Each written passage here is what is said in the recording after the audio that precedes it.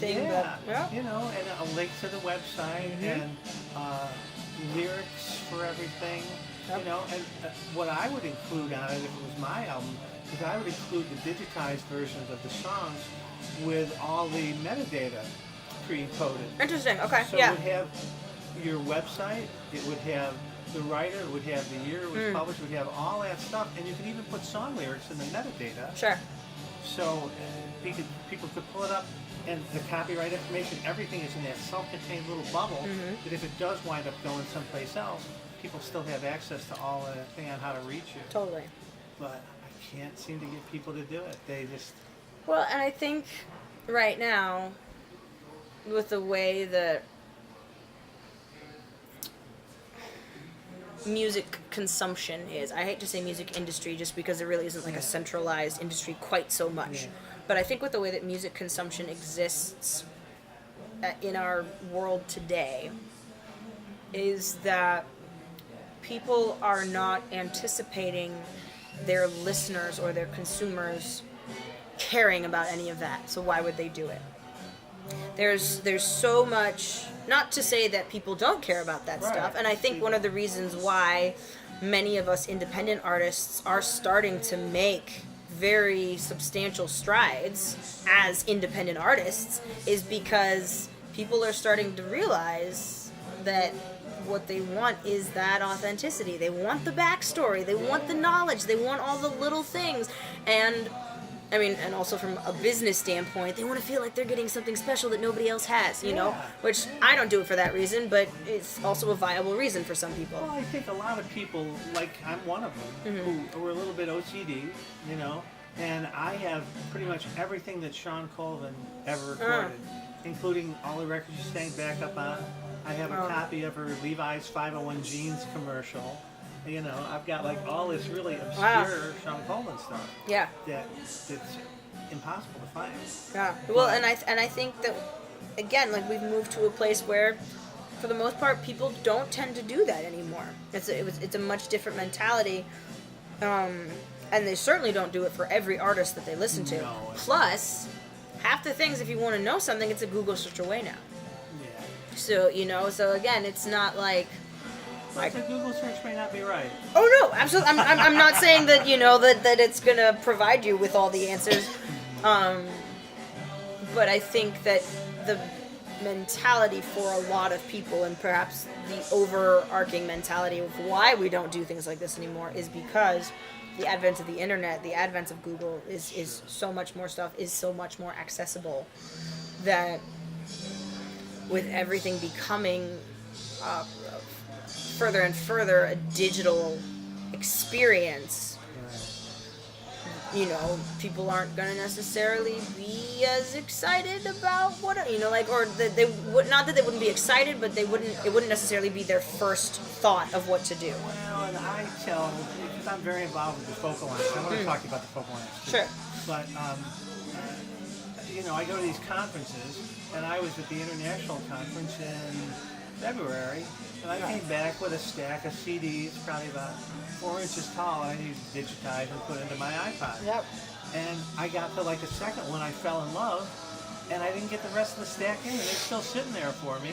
And since then, I've been to the Southeast Regional, and you know, before you know it, I'm going to be at Southwest Regional and the Far West, and despite my best intentions, I take these CDs because I really want to hear what people are doing. Yeah. And I don't always. There's only so many hours in a day. Oh yeah, absolutely. No, there's so many hours in a day, and you know, little by little, CDs are becoming less and less of the dominant. You know, I've been amazed the fact that in 2 years, a little over 2 years, for my first album, obviously Best Kept Secret, I've been amazed that that's sold over 3,000 copies.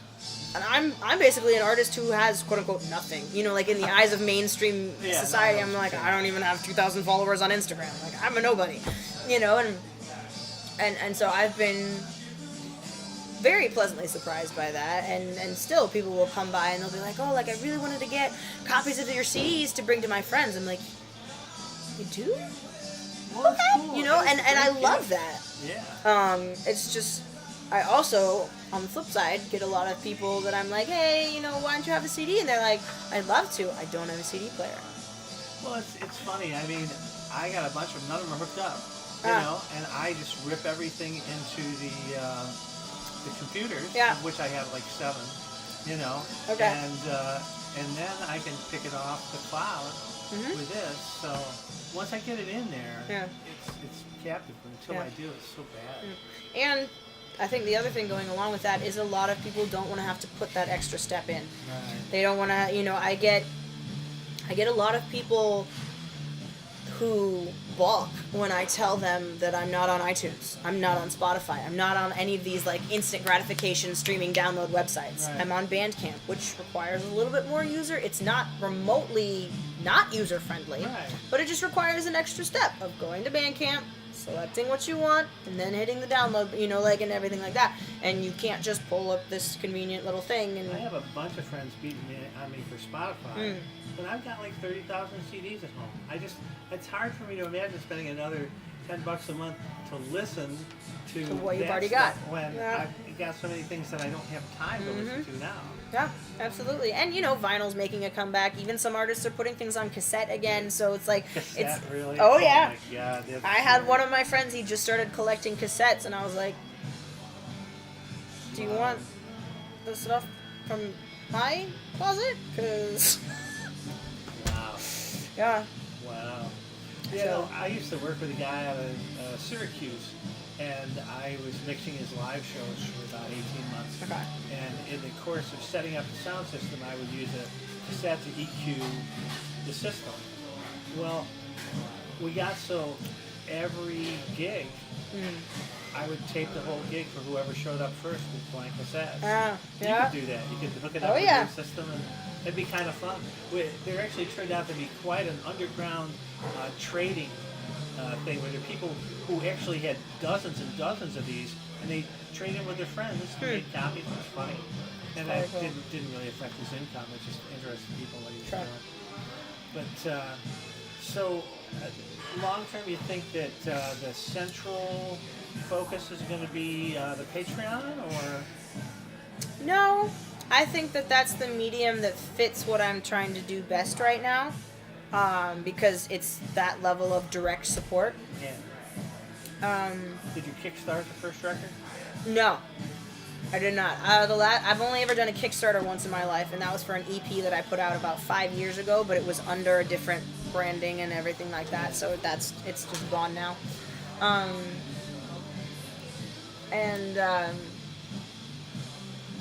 No, I actually, if I had a tagline for my brand, I know that I talked about like authenticity, but really, honestly, my brand is high quality, low budget.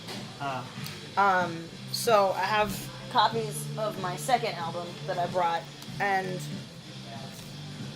basically what this is it's a recycled cardboard sleeve that I bought separately. The front and the back are stickers that I had printed for me with the artwork that a good friend of mine designed, and that I put on there. So I put the stickers on here. And then I got these lovely little tabs that you can buy 144 of them for like 79 cents at Target. To keep the CD from falling out. To keep the CD from falling out. I burn all of the CDs myself. I buy the CDs in bulk. So like I buy everything in bulk. I buy everything in about a run of 1,000 or so because it just breaks the cost down. So for me, it's professional CD quality. It's nice material. It's recycled. Like it's sustainable. Yeah. But I'm putting in that extra effort and extra time and extra everything so that I'm not paying somebody $2,000 for my whatever. And so I am keeping my costs down so that I'm, obviously like turning a higher profit. Yeah. That's huge. That's awesome. That's great. But it's also just because... the difference between using like disc makers or Oasis? I've used disc makers before. I've used disc makers for manufacturing and for mastering services, and I have never been disappointed by them. And they're typically the people that I recommend, or the company that I recommend when, they're the first ones who come to mind, because their prices actually do kind of, I want to say it works out to be like... I think when you're doing 1,000 copies or more, it Yeah, when you do 1,000 copies, I think it breaks down to end up maybe being, I want to say, between 50 and 75 cents, like 50 cents and $1 per CD, or it's like if you add in like the mastering, and depending on the case that you get is another whole thing. Like if you do their least expensive options, it probably ends up being between like, 50 cents to $1.50, somewhere like that per CD, which is not awful. No. But for me, it's a little bit more of creating the entire thing. Like, I'm not a control freak. I trust other people to do. I'm more than happy to delegate things and be like, sweet, I found some that I can work with that will accomplish my goals and do it in a professional way. But this is literally an extension of myself, both musically and now physically, because I've put in the time to make sure that it comes out, in a way that I'm proud of to hand off to somebody. Do you print the CDs? Do you print graphics on the CDs? So I've got a photo that I put up online. What I did for the face of the CDs is I bought. The CDs themselves are white, just blank white on the front, and then what I did was I found a stamp company, and I had them make me a custom stamp. Wow. So for really Songs in Dark Blue, what I did was I had a custom stamp made that says SIDB, and then underneath it has Lee. And then every CD I go through and I hand stamp it. And that's the other thing too, is I love the nuance, like the variety. It's why I don't copy and paste my drum beats in my songs. It's why I use live instruments, because I want that aspect of faultiness, if you will. Like I want that variety. I don't want it to sound like a sterilized product that I just churn out. Well, I enjoy a bunch of contests, for a better word. People who want to perform in certain places, or songs, things like that. And a problem that I used to have is people would send me CDs with a sticker on them, and they get jammed in the player. Yeah. So you can't use I don't dope. And I was putting together samplers for people for a while. I bought myself an Epson printer that would color print on the white CDs. But it's tricky. The other thing is, there used to be, I don't know if this is true, there used to be players, especially car players, that had trouble with burned CDs. Oh yeah, absolutely. That would do that. Do you get much complaint? I've never actually. I had one person. It's kind of astonishing. I've had one person in the 2 years since I've been self-producing and doing this particular, very handmade sort of approach. I have had one person come to me and be like, hey, your CD doesn't play. Right. And then a week later, he's like, my bad. It was actually my computer. I tried it in my car and it works just fine. Or whatever it was. He tried it somewhere else. Or he even tried the same CD again and he was... the player, Yeah. And some players are intermittent. Yeah. Have you done anything with USB sticks? Are you thinking about those at all? What? As in, putting music on the... a lot of people put music... There's a guy from Texas named Tom Meany, and he's got 7 albums on a USB stick. That's interesting. It's cool. There's a temptation, when you go back to Marshall McLuhan and the medium is the message, if you got a CD stick that'll hold 100 songs, there's a temptation to put it on. That's probably too much money to shotgun. Yeah. Too many songs to shotgun people with. But it's a medium, a lot of cars have the USB port now. That's interesting. See, I never, ever would have thought of that. You might think about, or my friends Freddie and Francine, Bianca and Lee, they've got solo CDs, they've got group CDs from before, they're back together now. They got EPs, they got a bunch of stuff. And I told them they need to put together an Epiphany pack, which is everything as one thing. But you could do it on a USB stick, port, yeah. And your cost for duplication would be very low if you buy those in quantity in a small if you buy them with a decent enough amount of, if you can find ones.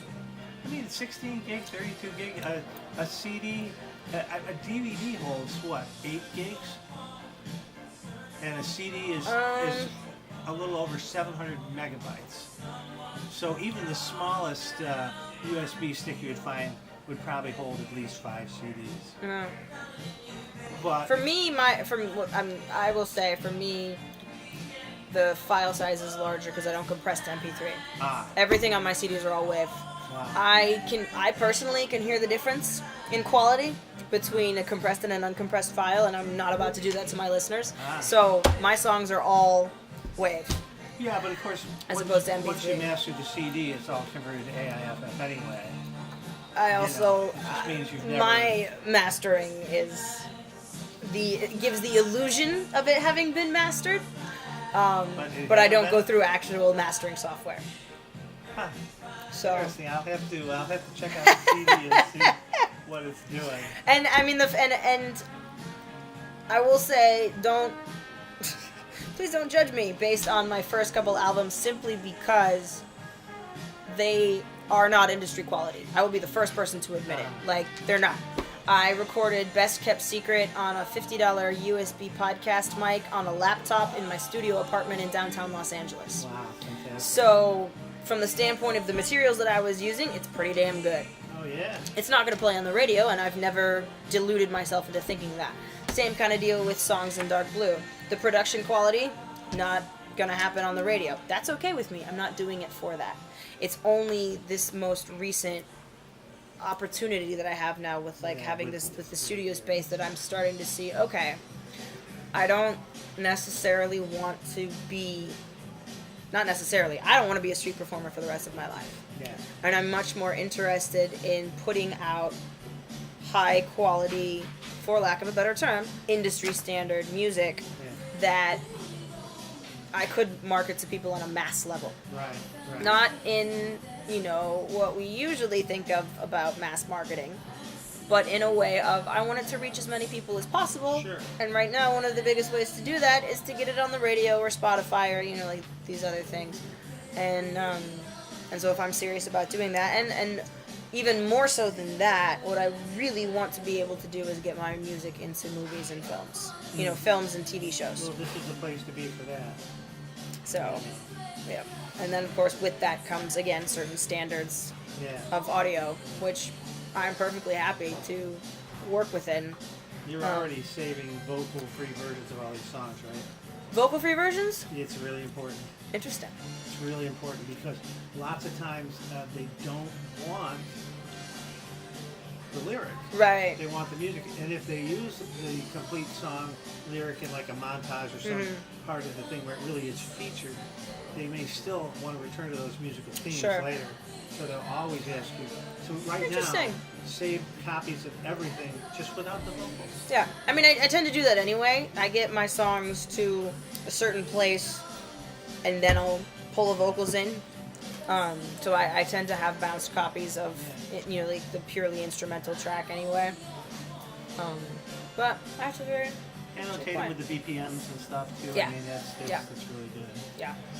But, And the other thing that I'm starting to do now that I haven't ever done is I'm recording to a click. Oh yeah. Which I don't typically record to a click. Not because I'm like a metronome in my own right, but again, it goes back to nuance, fluctuation, little things like that. Some things have to be ad-lib, but the problem is songs generally sound better when they're right on. And people don't even